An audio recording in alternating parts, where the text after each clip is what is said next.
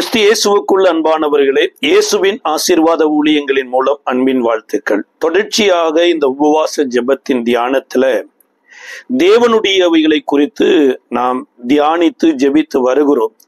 இந்த நாளிலும் தியானத்திற்கென்று ரோமருக்கு எழுதின நிருபம் 1ஆம் அதிகாரம் 23வது வசனம், அழிவில்லாத தேவனுடைய மகிமையை அழிவுள்ள மனுஷர்கள், பறவைகள், மிருகங்கள், ஊரும் பிராணிகள் ஆகிய இவைகளுடைய ரூபங்களுக்கு ஒப்பாக மாற்றினார்கள்.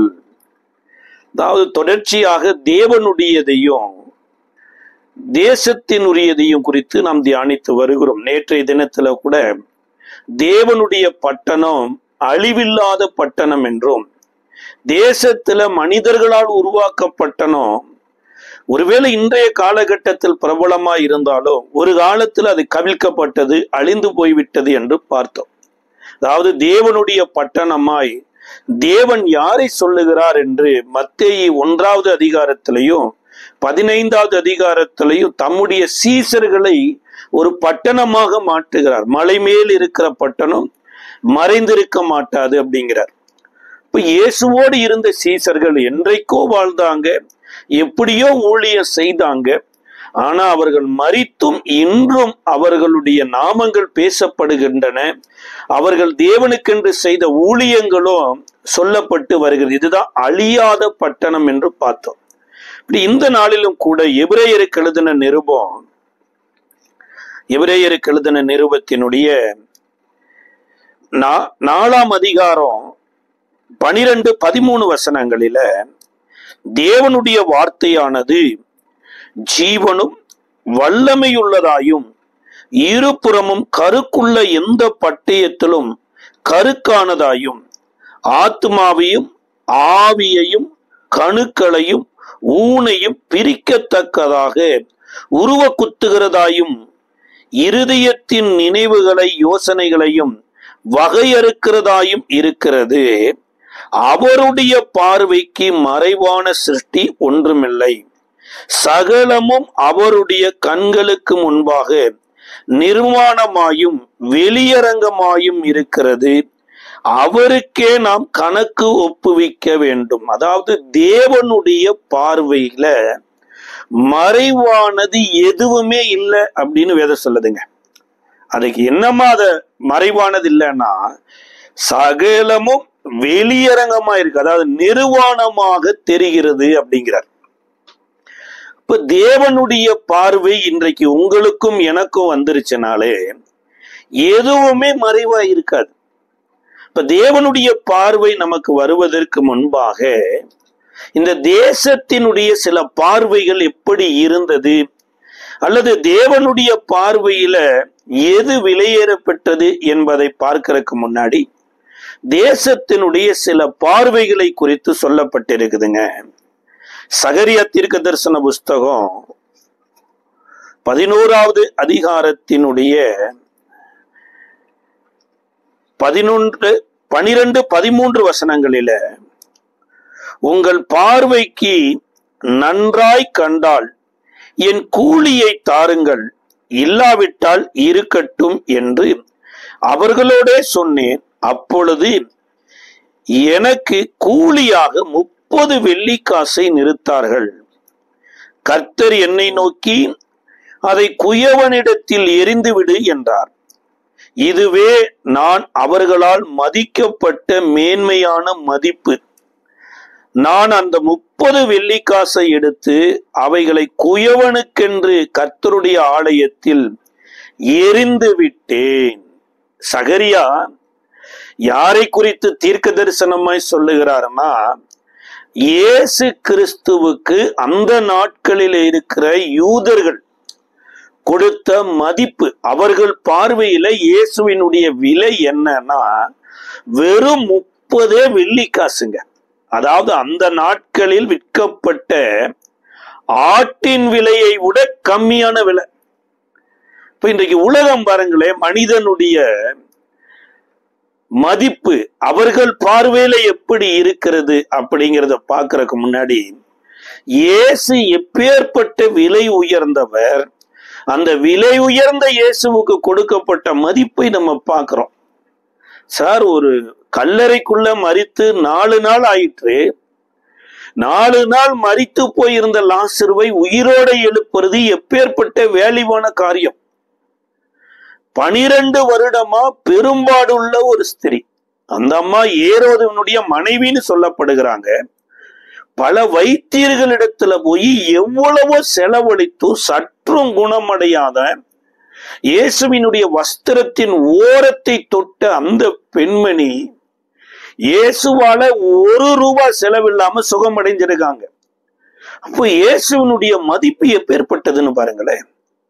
யவீரவனுடைய மகள் மரித்து போயிட்டாங்க, இயேசு உயிரோட எழுப்புறார்.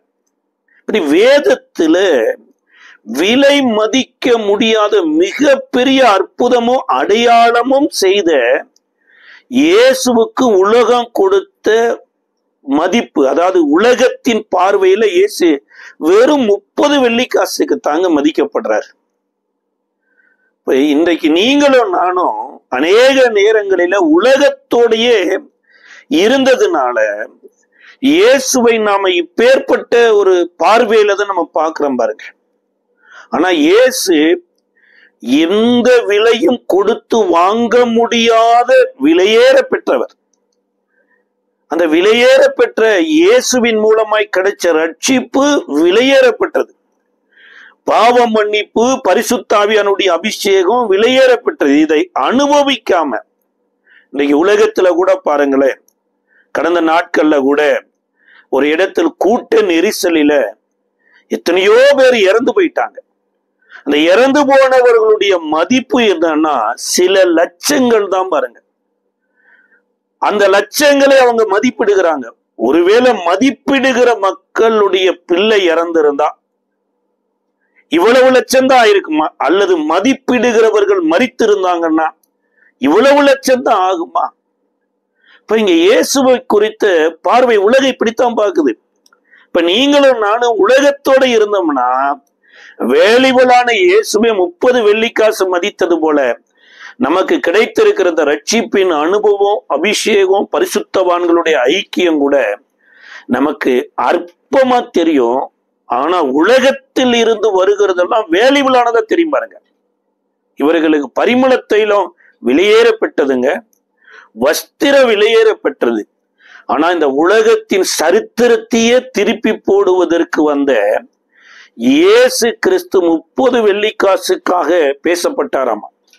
இதை குறித்து மத்தேயு எழுதின சுவிசேஷ புஸ்தகத்தினுடைய 26வது அதிகாரம் 15வது வசனத்துல அங்க யூதாஸ் காரியோத்தினிடத்துல அந்த தேசத்தில் இருந்த பிரதான ஆசாரியர்கள் கிரயம் பேசினாங்க.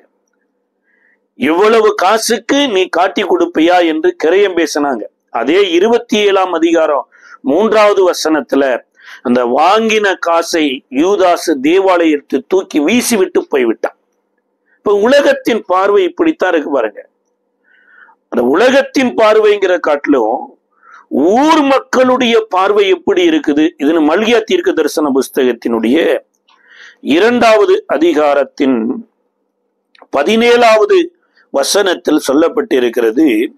மல்கியா தீர்க்க தரிசன புஸ்தகம் 2ஆம் அதிகாரம் 17வது வசனத்துல, உங்கள் வார்த்தைகளினாலே கர்த்தரை வருத்தப்படுத்துகிறீர்கள், ஆனாலும் எதினால் அவரை வருத்தப்படுத்துகிறோம் என்கிறீர்கள்.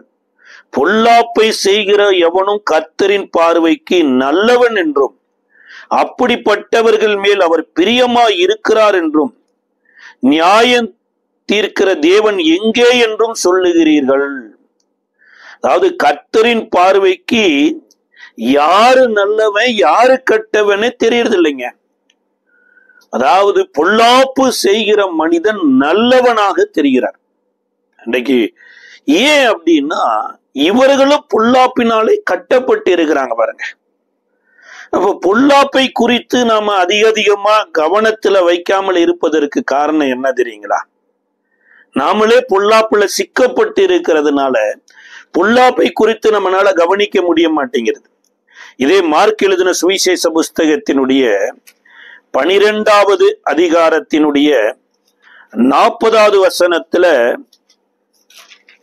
12ஆம் அதிகாரம் 40வது வசனம், விதவைகளின் வீடுகளை பட்சித்து பார்வைக்கு நீண்ட ஜெபம் பண்ணுகிற வேத பாரகரை குறித்து எச்சரிக்கையாயிருங்கள், அவர்கள் அதிக ஆக்கினையை அடைவார்கள்.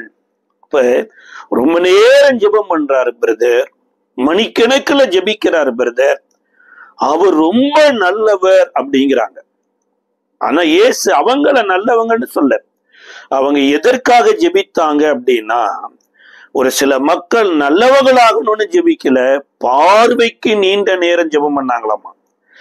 இத மார்க் இப்படி எழுதினவர் மத்தேயு எப்படி எழுதுறாருன்னா, 23வது அதிகாரத்தினுடைய 14வது வசனத்துல, மாயக்காரராகிய வேதபாரகரே பரிசேயரே, உங்களுக்கு ஐயோ, பார்வைக்காக நீண்ட ஜெபம் பண்ணி விதவைகளின் வீடுகளை பட்சித்து போடுகிறீர்கள், இது நிமித்தம் அதிக ஆக்கினையை அடைவீர்கள். அப்ப இங்க நீண்ட நேரம் ஜெபம் பண்ணுகிறவங்களையே இயேசு நீங்கள் விதவைகளின் வீடுகளை பட்சிக்கிறீர்கள் அப்படிங்கிறார். அதனால நீங்கள் அதிக ஆக்கினையை அடைவீர்கள். அதாவது கடவுள் பெயரை சொல்லி ஏமாற்றி கொண்டு இருந்த மாயக்காரராகிய பரிசேயர் சதுசேயர். இத லூக்கா எழுதும் போது எழுதுறார். லூக்கா எழுதின சுவிசேஷ புஸ்தகத்தினுடைய 20வது அதிகாரத்தின் 47வது வசனம் சொல்லுகிறது, விதவைகளின் வீடுகளை பட்சித்து பார்வைக்கு நீண்ட ஜெபம் பண்ணுகிற வேத பாரகரை குறித்து எச்சரிக்கையாயிருங்கள், அவர்கள் அதிக ஆக்கினையை அடைவார்கள். அதாவது உள்ள ஒரு வாழ்க்கை, வெளியே ஒரு வாழ்க்கை வாழும் போது வெளியில இருக்கிற மக்கள் ஒருவேளை அந்த வாழுகிற அந்த நல்ல வாழ்க்கையை பார்த்து மெச்சிக்கொள்ளலாம், நல்லவர்கள் என்று சொல்லலாம். அதுதான் மல்கியா தீர்க்கதரிசியில அங்க கர்த்தர் சொல்லுகிற காரியம். நீங்க யாரை நல்லவர்கள் அப்படின்னு சொல்றீங்க அப்படின்னா, மாய்மாலமான வாழ்க்கை வாழுகிறவங்களை, வெளிவேஷம் தரித்து கொண்டு இருக்கிறவங்களை, அவங்களுக்கு இயேசு ஒரு பெயர் கொடுக்கிறாரு, மாயக்காரராகிய பரிசேயரே வேதபாரகரேங்கிறார்.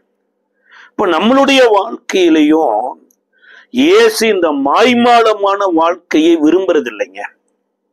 இயேசு உங்களையும் என்னையும் குறித்து, அதாவது தம்முடைய சீசர்களாய் வாழ தன்னை ஒப்பு கொடுத்தவர்களை குறித்து சொல்றாரு, நீங்கள் பூமிக்கு உப்பாய் இருக்கிறீர்கள் அப்படிங்கிறார். உப்பு எனப்பட்டது சாரமற்று போயிட்டுனா எதினாலே சாரமாக்கப்படும், வெளியிலே கொட்டப்படுவதற்குத்தான் அப்படிங்கிறார். அப்ப உப்புங்கிறது ஒருவேளை கடையிலையும் அது உப்பாத்தான் இருக்கும், வீட்டிலையும் உப்பாத்தான் இருக்கும். ஒருவேளை பிரயாணத்துக்கு ஆகாரம் கொண்டு போகிறோம், கொஞ்சம் உப்பு எடுத்துட்டு போறோம், பிரயாணத்துல போகும்போது உப்பு அது பரிணாமம் அடைவது இல்லை, அது உப்பாத்தான் இருக்கு. அதே போல ஒருவன் கிறிஸ்து இயேசுவுக்குள்ள மரித்து ஞானஸ்தானம் எடுத்திருப்பார் என்றால் அவர் புது சிருஷ்டியா இருக்கிறார், பழையவைகள் எல்லாம் ஒளிந்து போயின. இப்ப இன்னைக்கு உங்களுக்கும் எனக்கும் மாய்மாலமான ஒரு வாழ்க்கை வாழாதபடி வெளியரங்கமாக வீட்டிலையும் ஒரே மாதிரி தான், தேவாலயத்திலையும் ஒரே மாதிரி தான், இப்படி கபடற்ற ஒரு வாழ்க்கை வாழுவதை கர்த்தர் விரும்புகிறார். ஆனா அந்த நாட்களில தேவாலயத்தில் இருந்த வேத பாரகரும் பரிசேயரும் தேவாலயத்துக்குள்ள ஒரு மாதிரி இருக்கிறாங்க, உலகத்துல ஒரு மாதிரி இருக்கிறாங்க. விதவைகளின் வீடுகளை பட்சிக்கிறார்கள் அப்படிங்கிறார். இதுதான் உலக பார்வைங்க. இப்ப நீங்களும் நானும் உலகத்தோடு ஒட்டி இருக்கிற வரைக்கும் தேவனுடைய பார்வை நமக்கு வரலன்னா இந்த மாயக்காரர்களை போல நாமளும் மாறிவிடுவதற்கு வாய்ப்பு இருக்கு. இந்த உபவாச நாட்களில வாழ்ந்தாலும் மரித்தாலும் எனக்காக ஜீவனை கொடுத்த இயேசுவுக்காக வாழணும் அப்படிங்கிற ஒரு திறந்த புஸ்தகமா வாழ்ந்துறனுங்க. ஒருவேளை நம்மளுடைய காலம் கர்த்தருடைய கரத்துல இருக்குது, அல்லது ஆண்டவருடைய வருகையும் அது சமீபமா இருக்குதுன்னு சொல்றாங்க. நம்ம அந்த மாய்மாலமான வாழ்க்கை வாழ்ந்து ஆண்டவருடைய வருகையில நம்ம அவரை இழந்து போய்விடக் கூடாது. இதனாலதான் பரிசேயர் சதுசேயரை இயேசு நேரடியாய் கடிந்து கொண்டார். பரிசேயர் சதுசேயருடைய புளித்த மாவை குறித்து எச்சரிக்கையாயிருங்கள் என்று சீசர்களுக்கும் போதித்தார். சில நேரம் தேவனுடைய பிள்ளைகளும் அறியாமையில அநேக காரியங்களை பார்க்க ஆரம்பிச்சிடும். அதாவது நம்ம கர்த்தரை அறியாத வரைக்கும் பாருங்க, நம்மளுடைய வாழ்க்கையில தவறுதலான சில தெரிந்து கொள்ளுதல் வந்துரும் பாருங்க. ஆதியாம புஸ்தகத்தினுடைய 12வது அதிகாரம் 11வது வசனத்துல நம் தகப்பனாகிய ஆபிரகாம் என்று சொல்லப்பட்ட அவர் ஆபிராமாய் இருந்தபோது அவர் கர்த்தரை அறியாததுனால அவர் பார்வைக்கு ஒரு காரியத்தை செய்கிறார். 12ஆம் அதிகாரம் 11வது வசனத்துல 10 வாசிக்கிறோம். அத்தேசத்திலே பஞ்சம் உண்டாயிற்று. தேசத்திலே பஞ்சம் கொடிதாயிருந்தபடியினால் ஆபிராம் எகிப்து தேசத்திலே தங்கும்படி அவ்விடத்திற்கு போனான். அவன் எகிப்துக்கு சமீபமாய் வந்தபோது தன் மனைவி சாராயை பார்த்து, நீ என் பார்வைக்கு அழகு உள்ள ஸ்திரீ என்று அறிவேன். எகிப்தியரை உன்னை காணும் போது இவள் உன்னுடைய மனைவி என்று சொல்லி என்னை கொன்று போட்டு உன்னை உயிரோடே வைப்பார்கள். அதாவது தேசத்துல பஞ்சம் வந்துருச்சு அப்படின்னா பஞ்ச காலத்திலும் போஷிக்கிற ஒரு பரமபிதாய் இருக்கிறார் என்பதை அன்றைக்கு ஆபிராம் அறியல. அப்ப ஒரு இடத்துல இருந்து ஒரு இடத்துக்கு போகிறதுக்கு முன்னாடி தாவீது பாருங்க ஜெபித்து ஜெபித்து கடந்து போனார். அதே போல இவருடைய பேரனாயிருந்த இஸ்ரேல் கூட எகிப்துக்கு போலாமா என்று சொல்லி ஜெபித்து தேவனுடைய ஆலோசனையை கேட்டுத்தான் அங்க போனார். ஆனா ஆரம்ப காலகட்டம், கர்த்தருடைய அழைப்பை பெற்று ஆரம்ப காலகட்டத்துல ஆபிராம் கர்த்தரிடத்துல கேட்காமலேயே எகிப்துக்கு போயிட்டார். எகிப்துக்கு போனதுக்கு அப்புறம் கூட தேசத்தை குறித்த அறிவு இருந்ததை தவிர இந்த தேசத்துல நான் உன்னை பெரியவனாக்குவேன் என்கின்ற கர்த்தரை அறிகிற அறிவு இல்லாம போயிட்டு. காரணம், கர்த்தரை அறிவிக்கிறவர்கள் அந்த நாட்களில ஆபிராமுக்கு இல்லை. இதன் நிமித்தமாகத்தான் சாராயின் இடத்துல சொல்றாரு, நீ என் பார்வைக்கு அழகுள்ளவளா இருக்கிறது மாத்திரமல்ல, எல்லார் பார்வைக்கும் அழகுள்ளவளா இருக்க. இன்னைக்கு அநேகருக்கு தான் கட்டுன மனைவி அழகா தெரிய மாட்டேறாங்க, அல்லது தன்னுடைய கணவன் அழகமா தெரிய மாட்டேறாங்க. யாரோ ஒருவருடைய மனைவிதான் அழகா தெரியுறாங்க, யாரோ ஒருவருடைய கணவன் தான் அழகா தெரியுறாங்க. இந்த நாட்கள் சோதோம் குமர பட்டணத்து நாட்கள் மாதிரி இப்பேற்பட்ட காரியம் அதிகமா தீவிரித்து போகுதுங்க. அதாவது ஒரு காலத்துல பக்கத்து தெருவுல யாரு வந்திருக்கிறாங்களே என்று தெரியாமல் வாழ்ந்து கொண்டிருந்த காலம் போய் இன்றைக்கு கண்ணுக்கு தெரியாத நாடுகளிலே இருந்து காதல் மலர்ந்து நாடு விட்டு நாடு போய் திருமணம் பண்ணி கொள்ளுகிற அளவுக்கு கைபேசி வந்துருச்சு, இன்ஸ்டாகிராம் வந்துருச்சு, ஃபேஸ்புக் வந்துருச்சு, வாட்ஸ்அப் வந்துருச்சு. இதன் நிமித்தமா எத்தனையோ பேர் வந்து எதிர்காலத்தை இழந்தவர்கள் உண்டு, குடும்பத்தை இழந்தவர்கள் உண்டு, கற்பை இழந்தவர்கள் உண்டு, ஏங்க தன்னுடைய உயிரையே இழந்தவர்கள் கூட உண்டு. ஆனா இங்க ஆபிரகாம் யாரோ ஒருவருடைய மனைவி பார்வைக்கு அழகுள்ளவன்னு சொல்லல, அவருடைய பார்வைக்கு அழகா இருந்தாங்களாமா. இது நிமித்தமாக வேத சொல்லுகிறது, இந்த ஆபிரகாம் பயந்த காரியமே அவருக்கு நேரிட்டது. எகிப்துக்கு கொண்டு போகப்பட்டாயிட்டு. எகிப்துல அரண்மனையில் இருக்கிற பார்வோன் இந்த சாராயை அரண்மனைக்கு அழைத்து கொண்டு போயிட்டார். எதற்காக அழைத்து கொண்டு போனார்னா திருமணம் பண்ணி கொள்ள வேண்டும் என்று அழைத்து கொண்டு போயிட்டார். என்றைக்கு சாராயை பார்வோன் அரண்மனைக்கு கூட்டிட்டு போனாரோ எகிப்துல அப்பேற்பட்ட வியாதிகள் நோய்கள் அதற்கு முன்னாடி வரல. சாராயின் நிமித்தமாக அந்த நாளிலிருந்து கிட்டத்தட்ட 4 மாதங்கள் சாராய் பார்வோனுடைய அரண்மனையில இருந்திருக்கிறாங்க. 4 மாதமும் தொடர் வியாதியினால பார்வோன் மாத்திரமல்ல அரண்மனையில் இருக்கிற அத்தனை பேரும் பாதிக்கப்பட்டிருக்கிறாங்க. கடைசியா அந்த வியாதிக்கு காரணம் என்ன என்று விசாரித்த போதுதான் வேதம் சொல்லுகிறது, சாராயின் நிமித்தமாய் கர்த்தர் பார்வோனையும் அவன் வீட்டையும் வாதிக்கிறார். அதாவது ஒரு ராஜா அப்படின்னா தேசமே நடுங்கும். ஆனா ஒரு ராஜாவையே ஒரு மனிதனுடைய தேவன் நடுங்க வைத்ததுனால எகிப்தியருடைய வழக்கம் என்னன்னா, இந்த தெய்வத்திற்கு பரிகாரமாக தன்னுடைய முதல் பிள்ளையை பலி செலுத்துவாங்களாமா. அப்ப இங்க ஆபிரகாமுக்கு தேவனே வந்து பார்வோன் இடத்துல யுத்தம் பண்ணினதுனால, பலி செலுத்துவதற்கு எதுவும் இல்லாததுனால பலி செலுத்தும்படியாக பார்வோன் தன்னுடைய மூத்த மகளாகிய ஆகாரையே சாராளுக்கு பணிவிடைக்காரியாய் கொடுத்தது மாத்திரமல்ல, எகிப்தில இருந்து பார்வோன் அவங்கள் அனைவரையும் அனுப்பி விடுகிறார். தேவையான வேலைக்காரர் அனுப்புறாரு, செல்வங்கள் அத்தனை அனுப்புறார். இதற்கு அப்புறம் தாங்க 14வது அதிகாரத்துல ஆபிரகாமுக்கு தேவனை அறிவிக்கக்கூடிய மெல்கிசேதேக் எனப்பட்ட ஒரு நல்ல ஒரு பாஸ்டர் கிடைக்கிறார். அப்ப அநேக நேரங்களில கர்த்தருடைய வசனம் இல்லாததுனால, தேவனை அறிவிக்கிற ஒரு அறிவிப்பு இல்லாததுனால நாம் தவறுதலான இடத்துக்கு போய்விடுகிறோம். சில நேரம் தேவன் நம்மளை அழைத்தது நிமித்தமாய் நமக்கு கிருபை பாராட்டுகிறார். ஆபிரகாமுக்கு மாத்திரம்தான் அப்பேற்பட்ட பார்வை இருந்ததா அப்படின்னா, ஆபிரகாமின் மனைவி ஆகிய சாராய்க்கும் இதே பார்வைதான் இருந்தது. ஆதியாகம புஸ்தகத்தினுடைய 16வது அதிகாரம் 5-6 வசனத்துல இந்த அரண்மனையிலிருந்து கொண்டு வரப்பட்ட ஆகார் 20 வயதாய் இருக்கிற போது தனக்குத்தான் குழந்தை இல்லை, கர்த்தர் என் கற்பத்தை அடைத்து போயிட்டாரு, அதனால என்னுடைய பணிவிடைக்காக பலியாக செலுத்தும்படி பார்வோன் கொடுத்த இந்த அடிமை பெண்ணை நீ மனைவியாக ஏற்றுக்கொள் என்று ஆபிரகாமுக்கு திருமணம் முடித்து வைக்கிறாங்க. இன்றைக்கு அநேக நேரம் நினைத்து கொள்றாங்க, ஒரு கர்த்தரை அறியாத ஒரு பெண்ணை கர்த்தரை அறிந்த ஒரு பையனுக்கு திருமணம் முடித்து கொடுத்தா திருமணத்தின் நிமித்தமாக அவங்க மறுரூபமாயிருவாங்க அப்படின்னு. சார், அடிமையாய் அழைக்கப்பட்டு வந்திருக்கிற மனுஷனுக்குள்ள என்னதான் நீங்க திருமணம் முடித்து வைத்தாலுமே அந்த அடிமையினுடைய ரத்தம் உள்ள ஊடிக்கொண்டேதான் இருக்கும். அது ஒருவேளை எப்ப பஸ்ட் ஆகி பெரிய அளவுல பிரச்சனை வரும்னா அந்த அடிமைக்கு வாழ்வு வருகிற போதுதான் அது வரும் பாருங்க. அதே மாதிரிதான் இங்க ஆகார் ஆபிரகாமோட சேர்ந்து இப்போ குழந்தை உருவாகி விட்டது.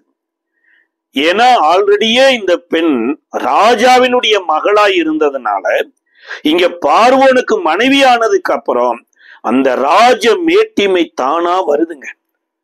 இவங்க ராணியை போல யோசித்து கொண்டு தன் நாச்சியாரை அற்பமா பார்க்க ஆரம்பிச்சிட்டாங்க. இங்கதான் வந்து ப்ரௌட், கர்வம் எனப்பட்டது ஒண்ணு வந்துருச்சு. இது தன்னுடைய நாச்சியாருக்கு விசனப்படுத்துமே நினைக்கல. ஏன்னா ஆல்ரெடியே பார்வோனுடைய குமாரத்தி என்கின்ற ரத்தம் தானே ஓடிட்டு இருந்தது. இதற்கு பின்பு இதை ஆபிரகாமின் இடத்துல இருந்து வந்து சொன்னபோது அங்கதான் ஆபிரகாம் சாராயை ஒரு டிசிஷன் எடுக்கும்படியாக சொல்றார். இதை குறித்து 16வது அதிகாரத்தினுடைய 5-6 வசனத்துல, அப்பொழுது சாராய் ஆபிராமை நோக்கி, எனக்கு நேரிட்ட அநியாயம் உம்மேல் சுமரும், என் அடிமை பெண்ணை உம்முடைய மடியிலே கொடுத்தேன், அவள் தான் கற்பவதியானதை கண்டு என்னை அற்பமாய் எண்ணுகிறாள், கர்த்தர் எனக்கும் உமக்கும் நடுவாக நியாயம் தீர்ப்பாராக என்றாள்.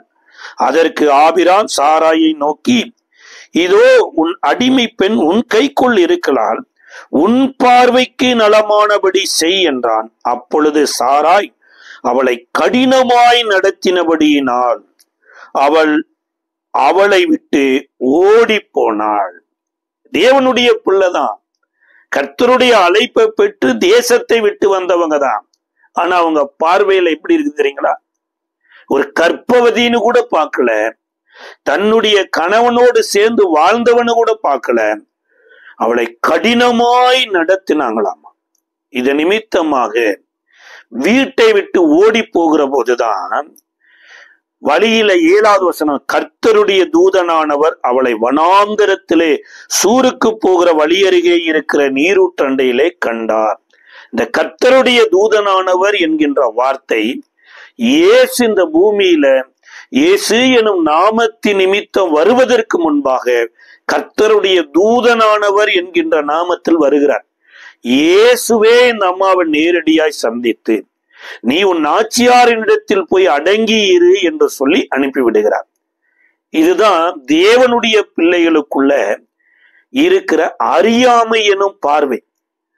இது யாக்கோபுக்குள்ளேயும் இருந்தது, ஈசாக்குக்குள்ளேயும் இருந்தது, தேவனுடைய ஒவ்வொரு பிள்ளைகளுக்குள்ள. எப்ப நீங்களும் நானும் பானகீன் ஆகிறோமோ அதுக்கு அப்புறம் தாங்க இந்த அறியாமை என்னும் இருளை விலகும்.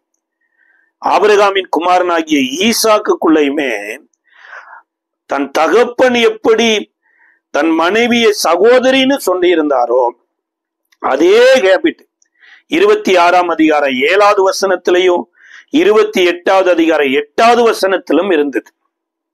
அப்ப இந்த பார்வையில் இருந்து நம்ம எதை கற்றுக்கொள்ளுகிறோம் அப்படிங்கிறதுக்கு தேவனற்ற மக்களுடைய பார்வையும் பார்க்கணும். தேவனுடைய பிள்ளைகளுடைய அறியாமை எனும் பார்வை, தேவனற்ற பிள்ளைகளுடைய பார்வையில இதே ஆதியாம புஸ்தகத்தினுடைய 19வது அதிகாரம் 14வது வசனத்தில இருந்து 16வது வசனம் வரைக்கும், அப்பொழுது லோத்து புறப்பட்டு தன் குமாரத்திகளை விவாகம் பண்ண போகிற தன் மருமக்களோரோட பேசி, நீங்கள் எழுந்து இந்த ஸ்தலத்தை விட்டு புறப்படுங்கள், கர்த்தர் இந்த ஸ்தலத்தை அழிக்கப் போகிறார் என்றான். அவனுடைய மருமக்கள்மாரின் பார்வைக்கு அவன் பரியாசம் பண்ணுகிறதாக கண்டது.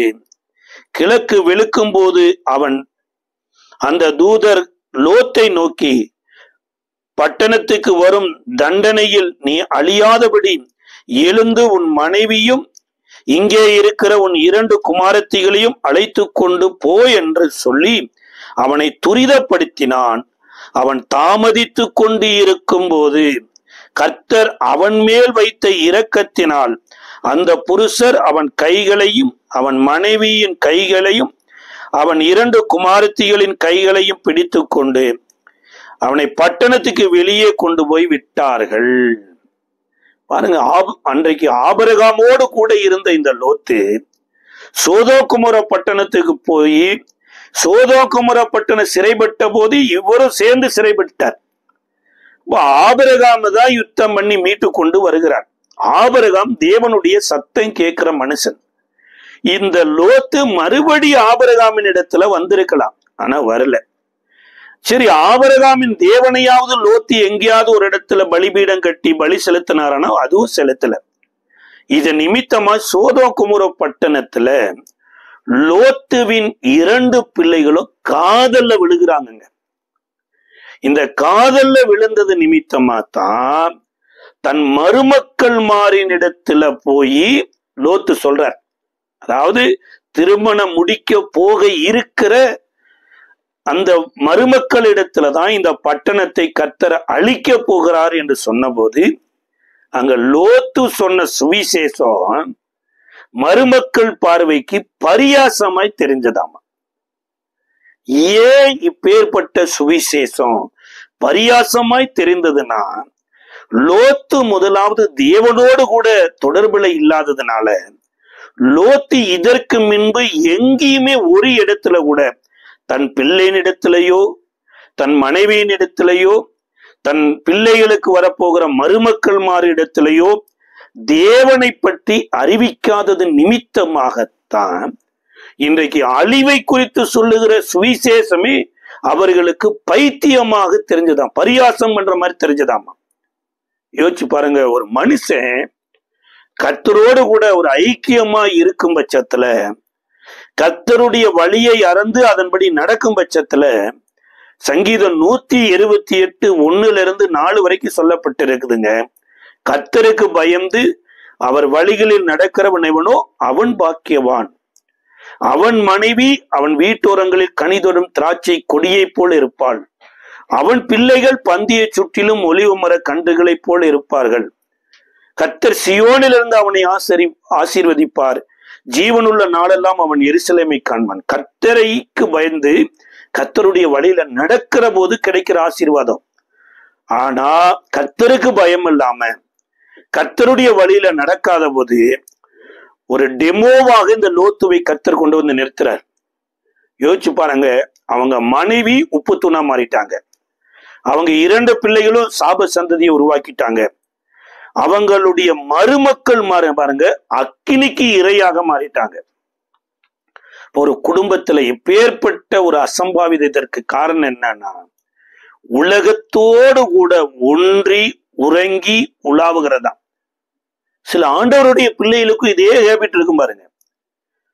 ஒரு வாரத்துல ஓய்வு நாளுக்கு முந்தின நாள் இருக்குது, காத்திருப்பு கூட்டத்துல போய் உட்கார்ந்து தேவ சமூகத்துல நம்ம சுத்திகரிப்புக்கான சில காரியங்களை ஏதாவது தேர்ந்தெடுக்கலாம். அதெல்லாம் இருக்காது. வேலை வேலை வேலை வேலைன்னு வேலைக்காரர்களோடையே கலந்து கலந்து கலந்து கடைசியா இப்ப சொந்த மருமக்கள் மாதிரியே மீட்க முடியாத நிலைமைக்கு லோத்து போயிட்டார். அவங்கள் பார்வை இப்படித்தான் இருக்குது. இன்னைக்கு உலகம் என்ன நினைக்குதுன்னா, எதையாவது கொடுத்தோம்னா எதையாவது லாபம் கிடைக்குமான்னு தான் பாக்குது. ஆனா கர்த்தர் ஒருத்தர் தான் ஆத்துமா ஆதாயம் பண்ணுகிறவன் ஞானவான் அப்படிங்கிறார். அநீதித்தியமான உலக பொருட்களால் நண்பர்களை சம்பாதித்துக் கொள் அப்படிங்கிறார். அப்ப உலகத்தின் பார்வையோடு கூட நம்ம பார்வையை இணைந்ததுன்னா நம்மை தேடி வருகிற நற்செய்தி கூட பாத்தீங்க நமக்கு அது பரியாசம் பண்ணுகிறது போலதான் தெரியும். ஒருவேளை கர்த்தர் சொன்ன நேரத்துல லோத்து புறப்பட்டு போயிருந்தாருன்னா இருட்டோட இருட்டாகவே மலையை கடந்து போயிருப்பாங்க. ஆனா எவ்வளவுக்கு எவ்வளவுகள் கால தாமதித்ததுனால அக்னியும் கந்தகமும் வந்துருச்சு. இது நிமித்தமாய் லோத்துவினுடைய மனைவி திரும்பி பார்த்து உப்பு தூணா மாறிட்டாங்க. இதனாலதான் வேதம் சொல்லுதுங்க, லூக்கா எழுதின சுவிசேஷ புஸ்தகம் 17ஆம் அதிகாரம் 32வது வசனத்துல லோத்துவின் மனைவியை நினைத்து கொள்ளுங்கள். ஒருவேளை சில காரியத்தை கர்த்தர் விட சொல்றாரா, அது எப்பேற்பட்ட நீதிமானுடைய மனைவியா இருந்திருக்கலாம், அல்லது தேவதூதர்களுக்கு உபசரிச்சவங்களா இருக்கலாம், அல்லது தேவதூதர்களால் கைப்பிடிக்கப்பட்டவர்களாக இருக்கலாம். விட தாமதிக்கும் போது சில பேருக்கு பாருங்க ஞானஸ்தானம் எடுப்பதற்கே தாமதம். சில பேர் அபிஷேகத்துக்காக ஜெபம் பண்ணுங்கன்னா அதுக்கு தாமதம். சில உலக சிநேகத்தை துண்டித்திருங்க அப்படின்னா அதுக்கு தாமதம். இதனுடைய ரிசல்ட் தான் பாருங்க உப்பு தூணா போயிட்டாங்க. அப்ப உலகம் வேற மாதிரி பாக்குது, உலகத்தை உண்டாக்கிய தேவன் வேற மாதிரி பாக்குறாரு. அவங்க பரியாசம் பண்ணினாங்க அப்படிங்கிறதுக்காக சோதோம் குமர பட்டணத்துக்கு அக்கினி வராம போயிடுச்சான்னு பாருங்க. சோதோம் குமர பட்டணத்துல பரியாசம் பண்ணின லோத்துவின் மருமக்கள் மாறும் அக்கினிக்கே இரையானார்கள். இதுதான் உலக பார்வைங்க. தேவனுடைய பார்வை எனப்பட்டது ஒண்ணு இருக்குது. அந்த தேவனுடைய பார்வையில நம்ம அநேக நேரம் நம்மளை நெருங்கி வைத்து பார்க்கணும் பாருங்க. ஆதியாம புஸ்தகத்தினுடைய 38வது அதிகாரம் 1 to 10 வரைக்கும் சொல்லப்பட்டிருக்குது. ஆதியாம 38ஆம் அதிகாரம் 1 to 10 வரைக்கும். அதுல 1 to 4 வசனங்களை வாசிக்கிறோம். அக்காலத்திலே யூதா தன் சகோதரரை விட்டு அதுலாம் ஊரானாகிய ஈரா என்னும் ஒரு மனிதனிடத்தில் போய் சேர்ந்தான். அங்கே யூதா சூவா என்னும் பேருள்ள ஒரு கானானியினுடைய குமாரத்தியை கண்டு அவளை விவாகம் பண்ணி அவளோடே சேர்ந்தான். அவள் கர்ப்பவதியாகி ஒரு குமாரனை பெற்றால் அவனுக்கு ஏர் என்று பெயரிட்டான். அவள் மறுபடியும் கர்ப்பவதியாகி ஒரு குமாரனை பெற்று அவனுக்கு ஓனான் என்று பெயரிட்டாள். அவள் மறுபடியும் கர்ப்பவதியாகி ஒரு குமாரனை பெற்று அவனுக்கு சேலா என்று பெயரிட்டாள். யூதா ஒரு பெயரிடும் அல்ல, பெயரிட்டது யாருன்னா இந்த சூவா தான் பாருங்க. இந்த சூவா யார் அப்படின்னா ஒரு கானானிய ஸ்திரீ. இவங்க தகப்பனார் கானானிய ஸ்திரியை திருமணம் முடிக்கல, இவனுடைய தாத்தா கானானிய ஸ்திரியை திருமணம் முடிக்கல. ஆபிரகாமே கானானிய ஸ்திரியில பெண் கொள்ளாதே என்று எலியேசரை சொல்லி அனுப்பி இருக்கிறார். இவருடைய பிள்ளைகள் என்ன பண்ணணுமாமா, கானானிய ஸ்திரியை திருமணம் முடிக்க கூடாது என்று இஸ்ரவேல்ல இருக்கக்கூடிய தாமார் எனப்பட்ட ஒரு பெண்ணை திருமணம் முடிக்கிறாங்க. ஏர் பொல்லாதவனாய் இருந்தபடியினால் கர்த்தர் அவனை அழிச்சிட்டார். சரி, ஏர் தான் இறந்து போயிட்டானே, இந்த ஓனான் ஏரனுடைய பெயரை விளங்க வைப்பான் என்று இந்த ஓனானையும் கட்டி கொடுத்தா, இந்த ஓனான் தாம் பேரு விளங்க வேண்டிய இடத்துல தன்னுடைய அண்ணனுடைய பெயர் விளங்கும் எப்படி என்று சயனிக்கிற போது மிகப்பெரிய ஒரு தவறு பண்ணிவிட்டான். அதனால கர்த்தர் அவனையும் அழித்து விட்டார். மூன்றாவது, இந்த சேலாவை திருமணம் முடித்து கொடுக்கணும், இவனும் இறந்து போய் விட்டால் என்ன பண்ணுவது என்று சொல்லி தாமாரை தன் ஊருக்கு அனுப்பிச்சு விட்டார். அப்ப இப்பேற்பட்ட 2 பிள்ளைகள் இறந்ததுக்கு காரணம் என்ன என்பதை காட்டிலும் இந்த யூதா சகோதரரை விட்டு அதிலாம் ஊருக்கு போனான். ஏன் போனான்? சகோதரர்கள் ஒருமித்து வாசம் பண்ணுவது எத்தனை இன்பமும் எத்தனை பெரிய மகத்துவமாய் இருக்கிறது என்று சங்கீதத்துல சொல்றார். அங்க தேவன் ஆசீர்வாதத்தையும் சமாதானத்தையும் கட்டளையிடுகிறாராமா. அது ஆரோனுடைய சிரசிலிருந்து வழிகிற பரிமள தைலத்துக்கு ஒப்பா இருக்குதுங்கிறார். ஆனா இந்த யூதா தன்னுடைய சகோதரர்களை விட்டு புறப்பட்டு வந்துட்டான். அப்ப அவங்க அப்பாவின் இடத்திலே அது போய் ஆலோசனை கேட்டானா? கேட்கல. சரி, திருமணம் முடிக்கிறமே, அப்பாவையாவது அழைத்து கொண்டு வரலான்னா அப்பாவை அழைத்து கொண்டானா? வரல. நல்ல பிள்ளை கிடைச்சதுன்னு திருமணம் முடிச்சான். ஆனா அது ஒரு சபிக்கப்பட்ட சந்ததி. இத நிமித்தமா இந்த சந்ததி மறுபடியும் தேவனுக்குள் வராதபடிக்கு தேவன் இவர்களை தடை செய்தார் பாருங்க. இதற்கு பின்புதான் யூதாவினுடைய மனைவியும் இறந்து போய் விடுகிறாங்க. அதற்கு அப்புறம் யூதா மயிர் கத்தரிக்க போகிற வழியில இதே இஸ்ரவேல் கோத்திரத்தை சேர்ந்த தன் மருமகளோடு கூட இணைந்து ஒரு பிள்ளையை பெற்றெடுக்கிறார். அன்றைக்கு வரைக்கும் யூதா நினைத்தது என்னன்னா, இந்த தாமார் தான் தப்பானவள் நினைச்சா அவர் பார்வைக்கு. ஆனா கர்த்தருடைய பார்வைக்கு யூதா சகோதரர்களை விட்டு பிரிந்ததே மிகப்பெரிய பாவம். பிரிந்தது மாத்திரமல்ல, கானானிய ஸ்திரியை திருமணம் முடித்தது மறுபடியும் மிகப்பெரிய பாவம். சரி, கானானிய ஸ்திரியை கல்யாணம் முடிச்ச ஒரு கானானிய ஸ்திரிக்கு உன் மகனையும் கட்டி கொடுத்திருக்கலாம். அப்படி இல்லாம கானானிய ஸ்திரிக்கு பிறந்த உன்னுடைய மகனை ஒரு இஸ்ரவேல்ல பிறந்த ஒரு தாமாருக்கு திருமணம் கொடுத்தது இதை காட்டில மிகப்பெரிய பாவம். இத நிமித்தம் தாங்க மரணம் வந்தது. ஒரு நாள் வருகிற போது இப்ப யூதா தன்னை சரிப்படுத்திட்டு சொல்றான், என்னை பார்க்கிலும் தாமார் உத்தமி. அப்ப அது வரைக்கும் நிறைய நேரம் நம்மளுடைய வாழ்க்கையிலையும் பாருங்களேன், அநேகர் அந்த பரிசுத்தவான்களுடைய ஐக்கியத்தை விட்டு விலகி இருந்திருப்போம். சபை கூடி வருகிறதுல விட்டு விலகி இருப்போம். வேதாகமத்துல சில நேரம் யாரோ ஒருவர் செய்த காரியத்தை அப்படியே நம்ம காப்பிடிப்போம் பாருங்க.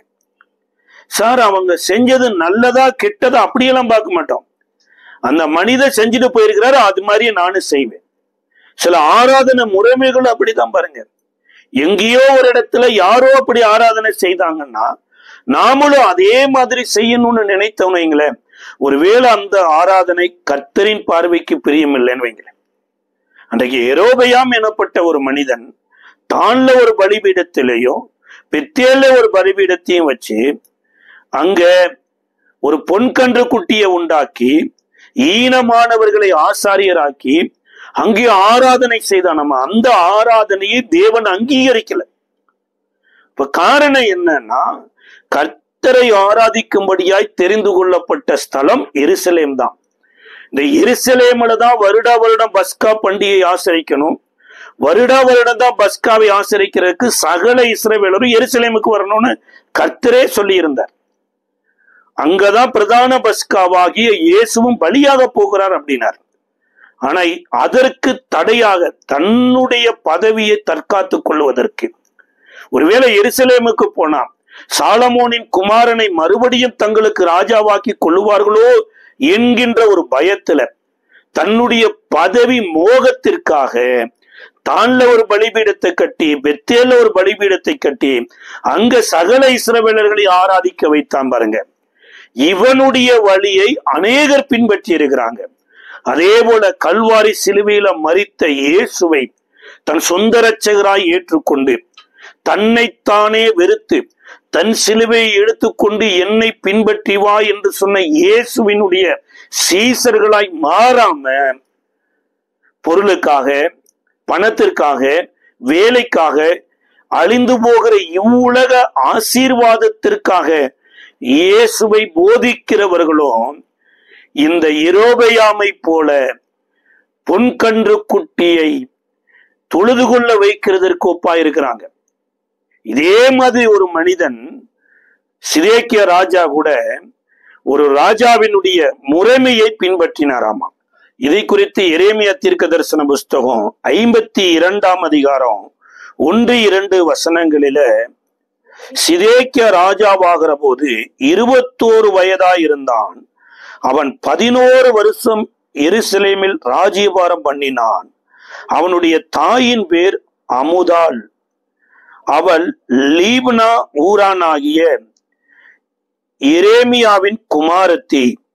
யோயாக்கீம் செய்தபடியெல்லாம் அவன் கர்த்தரின் பார்வைக்கு பொல்லாப்பானதை செய்தான். யோசிச்சு பாருங்க, இவன் யார ஃபாலோ பண்ணா அப்படின்னா யோயாக்கீம் செய்தபடியெல்லாம் அப்படிங்கிறார். அப்ப யோயாக்கீம் என்ன செய்தார் அப்படின்னு சொல்லி 2 ராஜாக்களின் புஸ்தகம் 23ஆவது அதிகாரம் 34-35 வசனங்களில ஜனங்களிடத்திலிருந்து வரியை வாங்கி எகிப்திற்கு கட்டினானாமா இந்த யோயாக்கீம். சார் மோசே தேவ மனிதனாய் இருந்த போது எகிப்திலிருந்து இந்த இஸ்ரவேலரை எகிப்திலிருந்து கொள்ளையடித்து கொண்டு வாங்க, வனாந்தரத்தில் ஆசாரிப்பு கூடாரம் கட்ட வேண்டி இருக்கிறது என்பதற்கு அடையாளமா எகிப்திலிருந்து கொள்ளையடிக்க சொல்லி மோசே இஸ்ரவேல் ஜனங்களுக்கு போதிச்சார். ஆனா இந்த யோயாக்கீம் இஸ்ரவேல் மக்களிடத்திலிருந்து பணத்தையும் வரியும் வாங்கி எகிப்துக்கு கொடுத்தானாமா. யோசிச்சு பாருங்க, இன்றைக்கு நாம உலகத்தை சூறையாடி தேவனுக்கு கொடுக்கணுமா, இல்ல தேவனை சூறையாடி உலகத்துக்கு கொடுக்கணுமா? எத்தனையோ நேரங்களில நாம இயேசு கிறிஸ்துவை அறிய வேண்டிய விதமாய் அறியாததுனால இந்த யோயாக்கீமை போல நடக்கக்கூடிய சிதேக்கியா ராஜாவின் கையில போய் சிக்கிக்கிறோம். முதல்ல இவன் மாத்திரம் அது மாத்திரம் செய்யாதபடி இந்த யோயாக்கீம் 24ஆம் அதிகாரம் 4வது வசனத்துல குற்றமற்றவர்களுடைய ரத்தத்தை சிந்தினானாமா. அதாவது ரத்த சிந்துதல் எனப்பட்டது வேற. ஆனா இவன் குற்றம் செய்யாதவர்களையே தண்டித்து ரத்த சிந்த வைத்திருக்கிறான். 3வது காரியம்தான் தேவனை விட்டு ஜனங்களை பிரித்தானாமா. அந்த சிதேக்கியா ராஜா தான் இஸ்ரேல்ல கடைசி ராஜா. இந்த சிதேக்கியா ராஜா எருசலேமில் பலி செலுத்தப்படுகிற எல்லா பலிகளையும் நிறுத்திட்டு இந்த எருசலேம் தேவாலயத்தை சுற்றிலும் கூட அநேக தெய்வ வழிபாடுகளை உண்டாக்கி அநேகருக்கு இந்த எகிப்துக்கு வெற்றி சிறக்க பண்ணின தெய்வம்னா அதுக்கு ஒரு தெய்வத்தை கொண்டு வச்சாரு. அதாவது தன்னை இந்த தேசத்துல குடியமர்த்தின தேவனை விட்டு போட்டு தேசத்துல எங்கெங்கெல்லாம் தெய்வங்கள் பாப்புலரா இருக்குதோ அதையெல்லாம் தேடி வந்தானாமா. அதே மாதிரிதான் அநேக நேரங்களில இயேசு நமக்கு கற்றுக் கொடுத்த போதனைய நம்ம பின்பற்றாம அதுல நம்மளுடைய ஆவிக்குரிய வாழ்க்கை மாறாம இங்கே இருந்து ஊரு விட்டு ஊரு போய் அந்த ஊர்ல போய் ஏதாவது ஒரு மாற்றம் வந்துருமா அப்படின்னு சொல்லி கூட நம்ம மனசு வஞ்சிக்கப்படுது. அதை போதிக்கிற சிதேக்கியாக்கள் இருக்கிறாங்க. இங்க இருந்து நீங்க வேளாங்கண்ணி போயிட்டு வந்தீங்கன்னா உங்க வாழ்க்கை மாறிடும் அப்படின்னா அங்க போயிட்டு வந்துடுது. இல்ல இங்க இருந்து ஒருவேளை பெத்லகேமே போயிட்டு வந்தீங்கன்னா உங்க வாழ்க்கை மாறிடும்னா அதை பின்பற்றி போறது. ஆனா இயேசு என்ன சொல்றார் அப்படின்னா, நீ உபவாசிக்கும் போது ஜெபம் பண்ணும் போது உன் அறைக்கதவை பூட்டி கொண்டு அந்தரங்கத்தில் பார்க்கிற பிதாவை நோக்கி கூப்பிடு, அப்பொழுது அவர் உனக்கு வெளியரங்கமாய் பலன் கொடுப்பார். அதாவது நீ தேவனை தேடி ஓடாத, தேவனே உன்னை தேடி வருவதற்கு உன் அந்தரங்க வாழ்க்கையை சுத்தம் பண்ணுங்கிறார். நம்ம அந்தரங்க வாழ்க்கையெல்லாம் சுத்தம் பண்றதில்ல.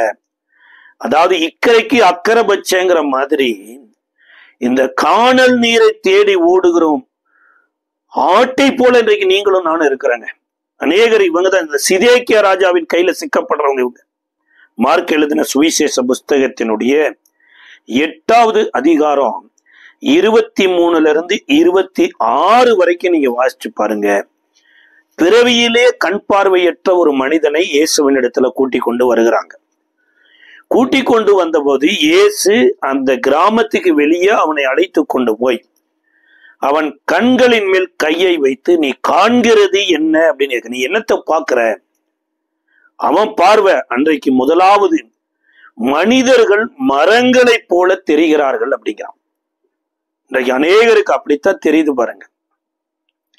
சிலர் இந்த ஜாதியில பிறந்திருக்கிறாங்க, சிலர் இந்த மதத்துல பிறந்திருக்கிறாங்க, சிலர் இந்த மொழியில பிறந்திருக்கிறாங்க, சிலர் இந்த நாட்டை சேர்ந்தவர்கள் என்று சொல்லி மனிதனை மனிதனாக பார்க்க கூடாதபடி மரங்களாக பார்க்கிறோம். மரங்கள் தாங்க வித்தியாசமா இருக்கும். சில மரங்கள்ல சில பூக்கள் பூக்கும், சில மரங்கள்ல சில காய்கள் காய்க்கும். ஆனா மனிதனை கர்த்தர் அப்படி படைக்கல. எல்லா மனிதரும் வாயில தான் சாப்பிடுகிறோம், எல்லா மனிதரும் காதுல தான் கேட்கிறோம், எல்லா மனிதரும் கண்கள்ல தான் பார்க்கிறோம், எல்லா மனிதரும் மூக்குல தான் சுவாசிக்கிறோம். அப்ப தேவன் மனிதனை இவ்விதமாய் படைத்தாரை தவிர ஜாதிக்குரியவனாகவோ மதத்துக்குரியவனாகவோ மொழிக்குரியவனோ படைக்கல. இந்த உலக மக்களுடைய பார்வை இப்படி இருக்குது என்பதை விளங்க வைக்கிறதற்குத்தான் முதலாவது அவன் கண்களை தொட்டு நீ காண்கிறது என்ன அப்படின்னு கேட்டார். மறுபடி இரண்டாம் விசை அவனை தொட்ட போது அவன் செம்மையாய் பார்த்தானாம். அதாவது இயேசு இல்லாத போது ஒண்ணுமே தெரியாது, இயேசுவோட இருந்தாலுமே அநேகருக்கு இப்பேற்பட்ட செம்மையான பார்வை இல்லை. ஆனா கர்த்தர் அதை விரும்பல. தான் கூட நிற்கிறவன் தன்னை போல பார்க்க வேண்டுமே என்று அவனை மறுபடியும் தொட்டாரு. அவன் இயேசுவை முதலாவது பார்த்தான், இரண்டாவது இயேசுவை போல் பார்க்க ஆரம்பித்தான் பாருங்க. அப்ப கர்த்தர் இன்றைக்கு நம்மை பார்வையடைய செய்கிற ஒரு மாத்திரமல்ல, ஒருவேளை நம்மளை தப்பா பார்க்கிறவங்களை கூட தேவன் மகிமையாய் பார்க்க வைப்பாராமா. இந்த உபவாச ஜெபத்துல இதை நம்ம விரும்படும் பாருங்க. ஒருவேளை இப்படியே பார்த்துட்டு இருந்தாங்கன்னா வாழ்நாள் முழுது அப்படியே பார்க்கணும்னு அவசியம் இல்லை.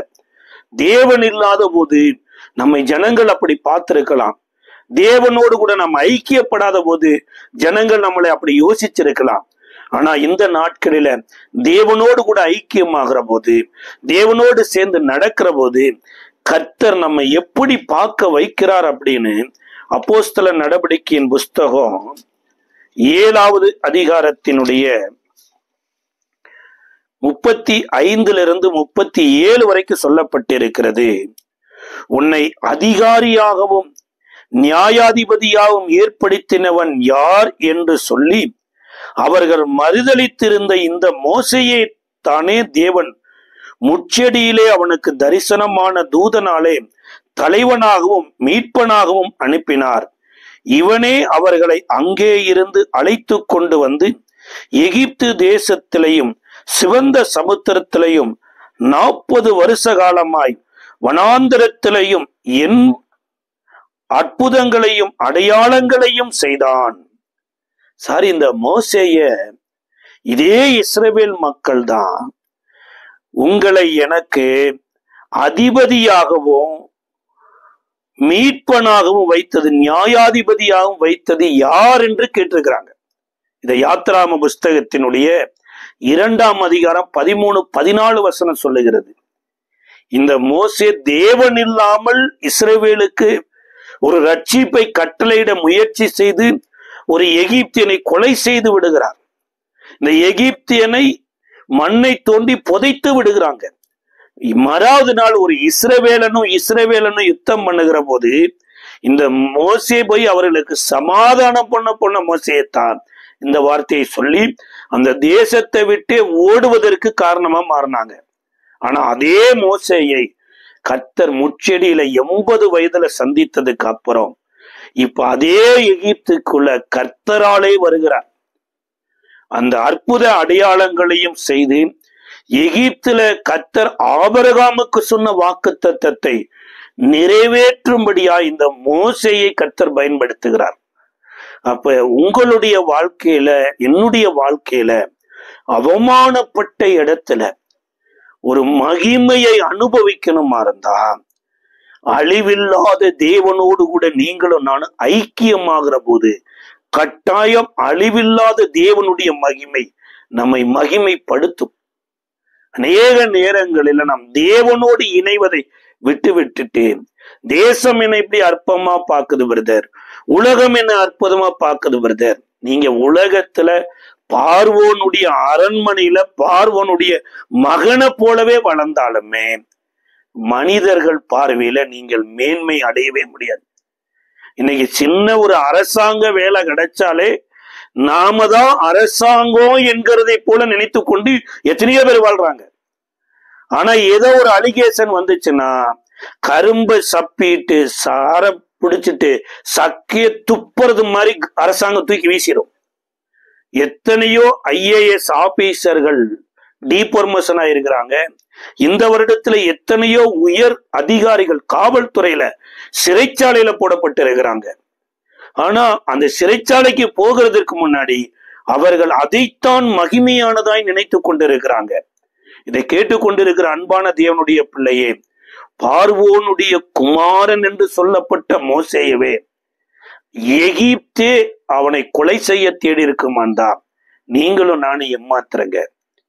அப்ப இந்த உலகத்தோடு ஒட்டி வாழாம இந்த உலகத்துல தேவன் ஒருவர் இருக்கிறார் என்பதை அறியும்படியா தேவனோடு ஒட்டி வாழும் போதுதான் வேதம் சொல்லுகிறது, மோசேயை கர்த்தர் அந்த ஜனங்களுடைய பார்வைக்கு பயங்கரமாக மாற்றினாராமா.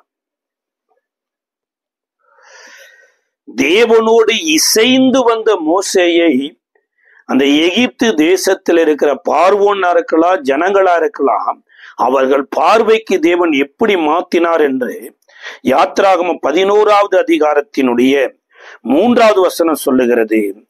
அப்படியே கர்த்தர் ஜனங்களுக்கு எகிப்தியரின் கண்களில் தயை கிடைக்கும்படி செய்தார். மோசே என்பவன் எகிப்து தேசத்தில் பார்வோனுடைய ஊழியக்காரரின் பார்வைக்கும் ஜனங்களின் பார்வைக்கும் மிகவும் பெரியவனாயிருந்தான். இந்த பெரியவனாய் எப்படி மோசே மாறினார்னா வேதம் சொல்லுகிறது, மோசேயோடு பெரியவர் இணைந்தார் பாருங்க, அங்கதான் பெரியவனான. அப்ப இன்றைக்கு நீங்களும் நானும் எதை பெருசா நினைக்கிறோம், எதை பெருசா பார்க்கிறோமோ அங்கதாங்க நமக்கு மேன்மையே இருக்குது. தாவீதை குறித்து கூட வேதம் சொல்லுதுங்க, கர்த்தரின் பார்வைக்கு தாவீது செம்மையாய் செய்தபடியினால 2 சாமுவேல் 7ஆம் அதிகாரம் 1வது வசனத்துல அவனுக்கு இருந்த எல்லா சத்துருக்கள் கைகளில் என்றும் அவனை விடுதலையாக்கி அவனை இளைப்பார பண்ணி அவனை வீட்டில குடி அமர்த்தினாராமா. எத்தனையோ இரவுகள், எத்தனையோ பகல்கள், வனாந்தர வாழ்க்கை. ஒரு சில இடங்களில உயிர் பிழைப்பதற்கு வாய்ப்பில்லாத ஒரு சூழ்நிலை இருந்தபோது இதே தாவீது சொல்றாரு, என் தலை முடியிலும் சத்துருக்கள் அதிகமாகி விட்டார்கள் என்று இருந்த இந்த தாவீத கர்த்தர் இப்படி இளைப்பார பண்ணினதற்கு காரணம் என்னன்னா, கர்த்தரின் பார்வைக்கு செம்மையானதை செய்ய ஆரம்பித்தார். பின்னாட்களில் வரக்கூடிய ராஜாக்களை கூட தாவீதை மாதிரியாக வைத்துத்தான் சொல்லப்பட்டது. தாசனாகிய தாவீதை போல கர்த்தரின் பார்வைக்கு செம்மையானதை செய்தான் அப்படின்னு. இப்ப என்ன கர்த்தரின் பார்வைக்கு அவர் செம்மையானதை செய்தார் அப்படின்னா வேதம் சொல்லுதுங்க, 2 சாமுவேலின் புஸ்தகம் 6வது அதிகாரத்துல என்றோ காணாமல் போன உடன்படிக்கை பெட்டியை எருசலேமுக்கு திரும்பி கொண்டு வரும்படி இஸ்ரவேலில் இருக்கிற சகல மக்களிடத்திலும் இந்த தாவீது அறிவிப்பை கொடுக்கிறார். அதன் அடிப்படையில ஜனங்களுடைய பார்வைக்கு இது நலமாய் தோன்றினபடியினால என்றைக்கோ அபினதாப் வீட்டுக்கு போன உடன்படிக்கை பெட்டிய இப்ப தாவீது எடுத்து கொண்டு வருகிறார். வழியில ஒரு சில சம்பவங்கள் நடந்து விடுகிறது. அதாவது உடன்படிக்கை பெட்டி எனப்பட்டது தேவன் சொன்னது, தேவன் சொன்ன மாதிரி செய்தது. அதை சுமக்கிறவர்கள் யார் என்று தேவன் வேதத்துல எழுதி வைத்திருந்தார். ஆனா தாவீது வேதத்தின்படி உடன்படிக்கை பெட்டியை எடுத்துட்டு வராம எப்படி பெலிஸ்திய தேசத்துல இருந்து பெலிஸ்தியருடைய மந்திரவாதிகள் சோசியக்காரர்கள் சொல்லி அவர்களுடைய ட்ரெண்டின்படி இந்த அபினதாபு வீட்டுக்கு வந்ததோ அதே பெலிஸ்திய ட்ரெண்டை ஃபாலோ பண்றார். இது நிமித்தமாகத்தான் வழியில மாடு மிரளுது. ஊசா பெட்டியினிடமா கையை நீட்டின போது அங்க கர்த்தர் ஊசாவை அடிக்கிறார். ஊசா இறந்து போய் விடுகிறார். இதன் பின்பு இந்த உடன்படிக்கை பெட்டி வேண்டாம் என்று ஓபேத்ஏதோமின் வீட்டில் வைத்த போது 3 மாதம் ஓபேத்தையும் ஓபேத்தினுடைய வீட்டில் இருக்கிற யாவரையும் கர்த்தர் ஆசீர்வதிக்கிறார். இதற்கு அப்புறம்தான் வேத வசனத்தின்படி உடன்படிக்கை பெட்டி எருசலேமுக்கு வருதுங்க. அதாவது கறவ மாடுகள் அனைத்தும் பலி செலுத்தப்படுகிறது. வண்டிகள் எல்லாம் பலிக்கு விறகாக மாற்றப்படுகிறது. இதற்கு பின்பு பிரதான ஆசாரியர்கள் உடன்படிக்கை பெட்டியை சுமந்து கொண்டு எருசலேமுக்கு வர்றாங்க. தாவீது தன் முழு பலத்தோடு நடனமாடி எருசலேமுக்கு வந்தார். வந்தபோதுதான் தாவீது ஜனங்களை ஆசீர்வதித்தார். அப்ப கர்த்தருடைய பார்வைக்கு இன்றைக்கு நீங்களும் நானும் எப்படி இருக்கணும்னா ஒரு மணவாளனை விரும்புகிற மணவாட்டியை போல இருக்கணுங்கிறார். 1 பேதுருவின் புஸ்தகம் 3ஆம் அதிகாரம் 1-4 வரைக்கும் ஒரு மனைவி தன் கணவனிடத்துல எப்படி நடந்து கொள்ள வேண்டும் என்பதற்கு அநேக காரியங்கள்ல சொல்லிட்டு இதுல 3வது வசனத்துல சொல்றாரு, மயிரை பின்னி பொன்னாபரணங்களை அணிந்து உயர்ந்த வஸ்திரங்களை உடுத்துக் கொள்ளுதலாகிய புறம்பான அலங்கரிப்பு உங்களுக்கு அலங்காரமாய் இராமல் அழியாத அலங்காரமாய் இருக்கிற சாந்தமும் அமைதலுள்ள ஆவியை இருதயத்தில் மறைந்திருக்கிற குணமே உங்களுக்கு அலங்காரமாய் இருக்க கடவுது. அதுவே தேவனுடைய பார்வையில் விலையேற பெற்றதுங்கிறார். அப்ப ஒரு மனைவிக்காக இது சொல்லப்படுகிறது மாத்திரம் இல்லைங்க, ஒரு திருச்சபைக்கும் தேவன் சொல்லுகிறார். அப்ப ஒரு திருச்சபை எப்படி மணவாட்டியாய் மாறி மணவாளன் வருகிற போது அந்த மணவாளனுக்கு முன்பாய் எதிர்ப்பட வேண்டுமோ அதற்கு தன்னை சுத்திகரித்துக் கொள்ளணுங்கிறார். எஸ்தரின் புஸ்தகம் 2வது அதிகாரத்தினுடைய 5-7 வரைக்கும் அந்த அகஸ்பரு ராஜாவை திருமணம் முடிப்பதற்கு எஸ்தருக்கு அநேக சுத்திகரிக்கிற காரியங்கள் நடந்ததாமா. அதுல மிக முக்கியமானது வெள்ளை போலத்தினாலும் கந்த வர்க்கத்தினாலும் ஸ்திரீகளுக்குள்ள சுத்திகரிப்பினாலும் அவள் சுத்திகரிக்கப்பட்டாளாமா. அப்ப ஒரு ராஜாவுக்கு மனைவி ஆகணுமா இருந்தா அவங்கள ராணியா உருவாக்கி ராஜாவின் இடத்துல கூட்டிட்டு போனாங்க. இந்த எஸ்தர் பென்யமீன் கோத்திரத்து பெண். பென்யமீன் கோத்திரத்தின்படி மிகப்பெரிய அநேக அழிவுகளை சந்தித்த ஒரு கோத்திரம் அது. ஆனா அந்த கோத்திரத்திலிருந்து ஒரு பெண்ணை தேவன் தேர்ந்தெடுத்து அகஸ்வரு ராஜாவுக்கு மனைவியாக்குவதற்கு தேவன் 1 வருட காலங்கள் சுத்திகரிக்கும்படியா ஒரு நியமத்தை ஏற்படுத்தினாராமா. அதன் அடிப்படையில தான் அகஸ்வரு ராஜாவுக்கு இந்த எஸ்தர் மனைவி ஆகிறாங்க. யோசிச்சு பாருங்க, கொஞ்ச காலம் ஆட்சி செய்து மடிந்து போகிற அகஸ்வரு ராஜாவுக்கு மனைவி ஆவதற்கு ஒரு மணவாட்டி எவ்வளவு சுத்திகரித்திருக்கிறாங்கன்னா, சதா காலமும் ஆட்சி செய்கிற மணவாளன் வரப்போகிறார், அவருக்கு மணவாட்டியா போகிற நீங்களும் நானும் எவ்வளவு சுத்திகரிக்கப்படணும். அப்ப இந்த உபவாச நாட்கள்ல கர்த்தரின் பார்வைக்கு எது சரி எது தவறு என்று அவர் சமூகத்தில் அமர்ந்திருந்து அவரை போல வாழ அவரை நோக்கி பார்ப்போம். கர்த்தர் உதவி செய்வார். ஜெபிக்கலாமா? அன்பின் பரலோக பிதாவே, கர்த்தரா இயேசுவின் நாமத்தின் நன்றியோடு ஸ்தோத்திரிக்கிறோம். உம்முடைய பார்வைக்கு எல்லாம் வெளியரங்கமா இருக்கப்பா. உமக்கு முன்பாக எதுவும் மறைவானது இல்லை. அப்படி உம்மோடு கூட இணைந்து ஒரு திறந்த புஸ்தகமாய் ஒரு கபடற்றவர்களாய் வாழ எங்களுக்கு கிருபை தாரும். ஆண்டவரே, தேவனுடைய பார்வையில் விலையேற பெற்றதை பார்க்கவும் செய்யவும் எங்களுக்கு உதவி செய்யும். ஆண்டவரே, லோத்துவின் மருமக்களை போல கர்த்தருடைய வார்த்தையை பரியாசம் பண்ணாதபடி, வருகிற கோபாக்கனின் அக்னியில அழிந்து போகாதபடிக்கு தேவரீர் உடைய சமூகத்தை நாட தாவீதை போல கர்த்தருக்கு பிரியமானதை செய்து தன்னுடைய வீட்டுல இளைப்பாறுதலோடு வாழ்ந்தது போல எங்களுக்கு வாழ கிருபை தாரும். ஆசீர்வதியும் பலப்படுத்தும். இயேசுவின் நாமத்தில் ஜெபிக்கிறோம் நல்ல பிதாவே.